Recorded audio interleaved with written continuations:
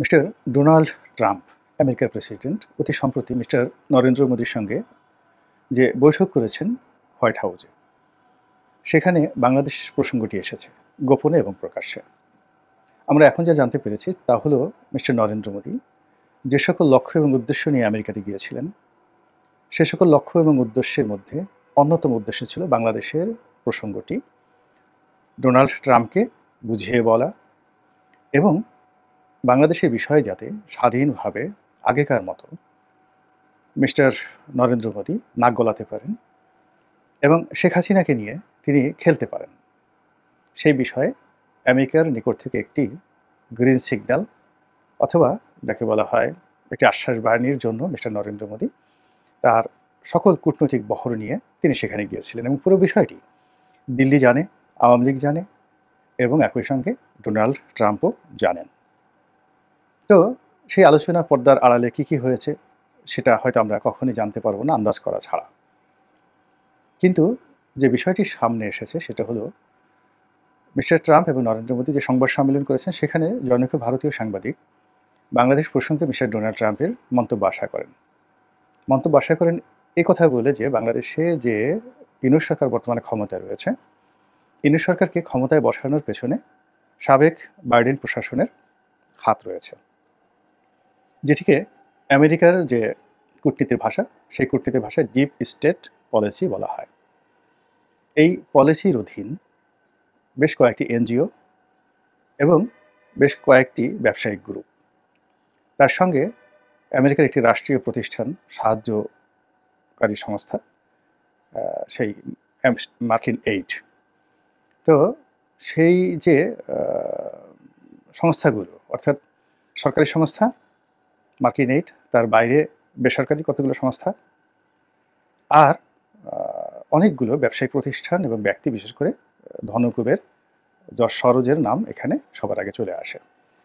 তারা বাংলাদেশ সহ আফ্রিকার অনেক দেশ এবং পূর্ব ইউরোপের, মধ্যপ্রাচ্যের এবং দক্ষিণ পূর্ব এশিয়ার অনেক দেশের রাজনীতির পট পরিবর্তন করার জন্য বিনিয়োগ করে এবং তাদের দালাল, ফড়িয়া, এজেন্ট এদের মাধ্যমে সেখানে কখনো কখনো 10 বছর, কখনো কখনো 20 বছর ধরে অরাজকতা তৈরি করে এবং সেই অরাজকতা তৈরি করে কখনো সফল হয়, কখনো ব্যর্থ হয়। আর যখন সফল হয় তখন তাদের পছন্দের লোককে ক্ষমতায় বসিয়ে তারা যে বিনিয়োগ করেছে সেই বিনিয়োগ সুদে আসলে তারা উঠিয়ে নেয়। এটা অনেকটা মার্কিন তেল কোম্পানিগুলোর মতো। তারা অফশোর যে তেল অনুসন্ধান করে সেখানে 10% সম্ভাবনা থাকে, 90% সম্ভাবনা থাকে না তেল পাওয়ার, কিন্তু তারা বিনিয়োগ করে যায়। কিন্তু এমনভাবে চুক্তি করা হয় যেন কোনো কারণে যদি 10টা প্রকল্প ব্যর্থ হয় এবং একটা প্রকল্প যদি তারা লাভবান হয় অর্থাৎ তেলের অনুসন্ধান পায়, সেক্ষেত্রে তাদের পুরো বিনিয়োগ সুদে আসলে বহুগুণ উঠে যায়। তো এইভাবে ডিপ স্টেটের যে বিনিয়োগ এটি মার্কিন যুক্তরাষ্ট্র করে, তারপর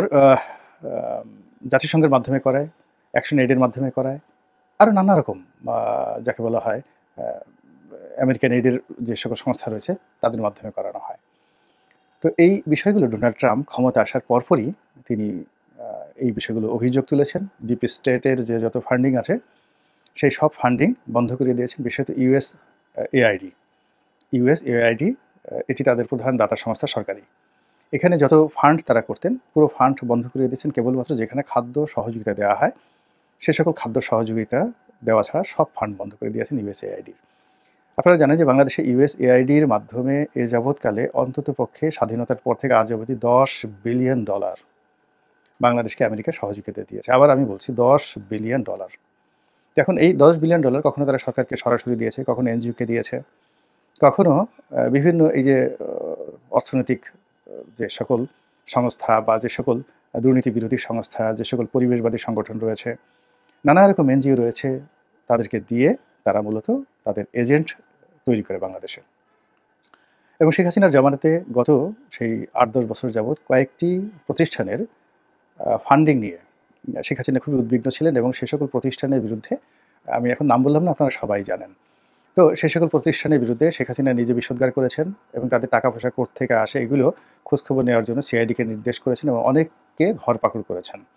তো যাই হোক, ডোনাল্ড ট্রাম্প ক্ষমতায় এসে এই পুরো জিনিসটিকে বন্ধ করে দিয়েছেন। বন্ধ করে দেওয়ার পরে এই ঘটনার রেশ ধরে মার্কিন কয়েকটি পত্রপত্রিকায় খবর প্রকাশিত হয়েছে যে ডিপ স্টেটের যে পলিসি অনুযায়ী শেখ হাসিনার সরকারের পতন জো বাইডেন সরকার ঘটিয়েছে। সেটা ডোনাল্ড ট্রু এর মাধ্যমে এটা মোটামুটি এখন স্পষ্ট। তো এই বিষয়টিতে যখন মিস্টার ডোনাল্ড ট্রাম্পকে প্রশ্ন করা হলো যে ডিপ স্টেটের মাধ্যমে যে কর্মকাণ্ড চালানো হয়েছে সেই কর্মকাণ্ডের মাধ্যমে শেখ হাসিনাকে উচ্ছেদ করা হয়েছে এবং সেখানে যারা বসেছে তারা মূলত আমেরিকার লোকজন। তো এই ব্যাপারে আপনার মন্তব্যকে তিনি একেবারে সরাসরি নাকচ করে দিয়ে বললেন যে আমাদের এই ডিপ স্টেটের পলিসির অধীন বাংলাদেশে আমরা কোনো কিছু করিনি এবং এটা তিনি স্বভাবতই এভাবে বলবেন এবং এর বাইরে তার অন্য কিছু বলার ছিল না। কিন্তু বাস্তবতা হলো যে তিনি এই বিষয়টি মিথ্যা বলেছেন, একেবারে ডাইরেক্ট, এর মধ্যে কোনো রকম লুকোচুরি নেই। আমরা সবাই জানি যে শেখ হাসিনাকে সরানোর জন্য আমেরিকা সেই 2018 সন থেকে মরিয়া হয়ে আছে। তারা সুযোগ পাচ্ছিল না, বিকল্পভাবে তারা বাংলাদেশের সকল রাজনৈতিক দলের সঙ্গে যোগাযোগ করেছেন।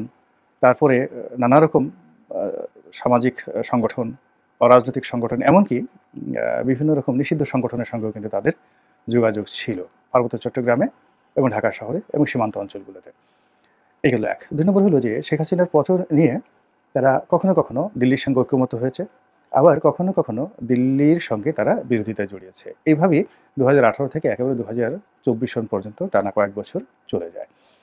তো সর্বশেষ যেটি হয় সেটি হলো শেখ হাসিনার পতনের ব্যাপারে দিল্লি এবং আমেরিকা ঐক্যমতে পৌঁছায় এবং তার প্রেক্ষিতে ঘটনা নাটকীয়ভাবে একটার পর একটা দুর্ঘটনায় পরিণত হয় এবং শেখ হাসিনাকে বলতে গেলে একটা ফাঁদের মধ্যে ফেলে আমেরিকা এবং ভারত সেখানে তারা দিল্লিতে নেওয়ার ব্যবস্থা করে এবং এত মানে সিস্টেমেটিক ওয়েতে কাজটি করে যার ফলে বাংলাদেশের পুরো রাষ্ট্রীয় ব্যবস্থাকে তারা ব্যবহার করে যাতে করে আগামী দিনগুলোতে অনেককে তারা জিম্মি করতে পারে এবং নিজেরা আন্তর্জাতিক যে কোনো চাপ থেকে, দুর্নাম থেকে, বদনাম থেকে নিজেদেরকে রক্ষা করতে পারে।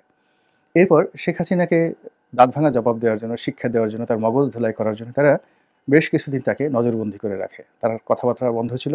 তিনি কোথায় ছিলেন সেটা আগেও যেভাবে আমরা জানতে পারিনি, এখন আমরা সেভাবে জানি না। তবে এখন তিনি কথা বলতে পারছেন, কিন্তু প্রথম দিকে তিনি কথা বলতে পারেননি এবং পরিবারের আপনজনের সঙ্গে তিনি দেখা করতে পারেননি। এমনকি শেখ রেহানার সঙ্গে তাকে বিচ্ছিন্ন করে দেওয়া হয় এবং শেখ রেহানাকে ইংল্যান্ডে পাঠিয়ে দেওয়া হয়।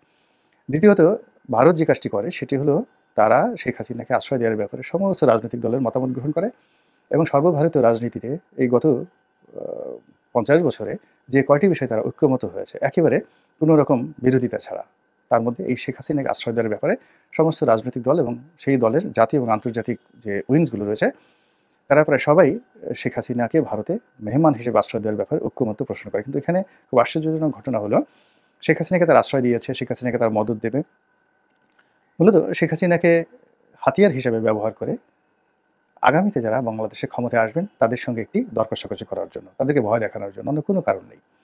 আর সেটা যদি না হয় তাহলে আমেরিকা এবং ভারত আবার শেখ হাসিনাকে ক্ষমতায় বসানোর জন্য মরণ কামড় দেবে। এর কোনো রকম যাকে বলা হয় বিকল্প ভারত চিন্তা করছে না এবং এখন ভারত বাংলাদেশের সঙ্গে যে সকল যোগাযোগ সব যোগাযোগ বন্ধ রেখেছে এবং তারা বলার চেষ্টা করছে যে এই সরকার যেহেতু অনির্বাচিত, কাজেই এই সরকারের সঙ্গে তারা কোনো রকম আলোচনা করবে না। আগামীতে যারা নির্বাচিত সরকার আসবে তাদের সঙ্গে আলোচনা করবে। এই যে নির্বাচন এবং নির্বাচিত, এখানে ভারত দুই হাতে খেলছে এবং আমেরিকা এখানে তাদেরকে সহযোগিতা করছে। এখানে ডিপ স্টেট পলিসি অনুযায়ী আমেরিকার বাইডেন প্রশাসন যেভাবে সরাসরি বাংলাদেশের প্রতিটি বিষয় নিজ হাতে তারা দেখতেন এবং নিজেদের চোখে সব কিছু দেখতেন, নিজেরা বিনিয়োগ করতেন, সেই বিষয়টি ডোনাল্ড ট্রাম্প এখন নিজে না করে ভারতের ঘাড়ের উপর চাপিয়ে দিয়েছেন। অর্থাৎ বাংলাদেশে যা কিছু হবে তার ব্যয়ভার থেকে শুরু করে সমস্ত কিছু ভারতকে বহন করতে হবে এবং এই কাজটি ডোনাল্ড ট্রাম্প যে কেবলমাত্র ভারতের সঙ্গে করছেন তা নয়, তিনি তাদের যে বিশ্বস্ত বন্ধু, দীর্ঘদিনের বিশ্বস্ত বন্ধু ইউরোপ এবং ন্যাটো, তাদের সঙ্গে ঠিক সেম আচরণ করছেন। ন্যাটোতে তিনি ফান্ডিং বন্ধ করে দেওয়ার হুমকি দিয়েছেন এবং ইতিমধ্যে ফান্ডিং তারা অনেকটা কমিয়ে দিয়েছেন এবং যে সকল দেশে আমেরিকান ঘাঁটি রয়েছে সেখানে তারা অতিরিক্ত অর্থ দাবি শুরু করে দিয়েছেন। একই সঙ্গে জাতিসংঘের যে সকল প্রতিষ্ঠানে তারা খুব বেশি দান খয়রাত করতেন, বিশেষ করে WHO এবং বিশ্ব মানবাধিকার কমিশন, যেটা জাতিসংঘ মানবাধিকার কমিশন, এই সকল প্রতিষ্ঠানে তারা অনুদান বন্ধ করে দিয়েছে, আরও অনেক কিছু। তো কাজেই আগামীর এই বিশ্বে মার্কিন যুক্তরাষ্ট্র যেভাবে খেলতে চাচ্ছে সেই খেলার মূল থিওরি হবে আমি শুধু নেব, তোমাকে কিছুই দেব না। আমি সব কলকাঠি নাড়ব কিন্তু আমি নিজের গায়ে কাদা মাখাবো না। যেখানে ইসরায়েলকে ব্যবহার করে ইরানকে সাহায্য করা যায় সেখানে আমেরিকা কখনোই একটি বুলেট খরচ করতে রাজি নয় এবং করবে না। এরপর যেখানে ভারতকে ব্যবহার করে কোনো কিছু করা যায়, যেখানে ইংল্যান্ডকে ব্যবহার করে, ফ্রান্সকে ব্যবহার করে কোনো কিছু করা যায়, রাশিয়াকে ব্যবহার করে কোনো কিছু করা যায়, সেই কাজটি তারা খুব সুনিপুণভাবে এগিয়ে যাচ্ছে এবং তারই প্রেক্ষিতে এই যে বাংলাদেশে নরেন্দ্র মোদীর এবং ভারতের এবং সর্বোপরি বিজেপির যে নতুন তৎপরতা শুরু হলো, এবং এই তৎপরতার বিষয়ে মার্কিন যুক্তরাষ্ট্র যে মিথ্যা কথা বলল এবং ভারতকে যে ব্ল্যাঙ্ক চেক দিল, এই বিষয়গুলো আমাদের যারা কর্তা ব্যক্তি রয়েছে তারা বিবেচনা করবেন এবং সিদ্ধান্ত গ্রহণ করবেন বাস্তবতার নিরিখে। এটাই আমার আশা। আল্লাহ আমাদের সবাইকে হেদায়েত দান করুন এবং হেফাজত করুন। আসসালামু আলাইকুম ওয়া রাহমাতুল্লাহি ওয়া বারাকাতুহু।